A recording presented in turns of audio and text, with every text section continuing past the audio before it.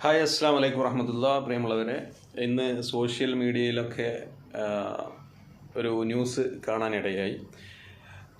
കോവിഡിനേക്കാളും 100 ഇരട്ടി പ്രഹരശേഷിയുള്ള ഒരു മഹാമാരി വരുന്നുണ്ട് എന്നാണ് ന്യൂസിൽ നമ്മൾ കാണുന്നത്.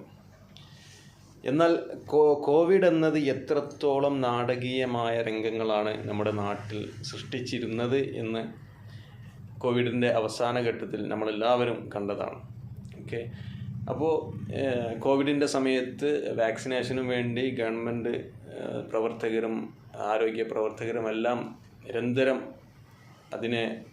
വാക്സിനേഷനെ അങ്ങേയറ്റം പ്രോത്സാഹിപ്പിച്ച പല ആളുകളും ഈ വാക്സിനേഷനിലൂടെ പല ആളുകൾക്കും വലിയ തരത്തിലുള്ള മാരകമായിട്ടുള്ള സൈഡ് എഫക്റ്റുകൾ വരുന്നുണ്ട് എന്ന് കണ്ടപ്പോൾ സർക്കാർ പോലും അതിനെ കൈയൊഴിയുകയാണ് നമ്മൾ കണ്ടിട്ടുള്ളത്. അപ്പോൾ എല്ലാവരും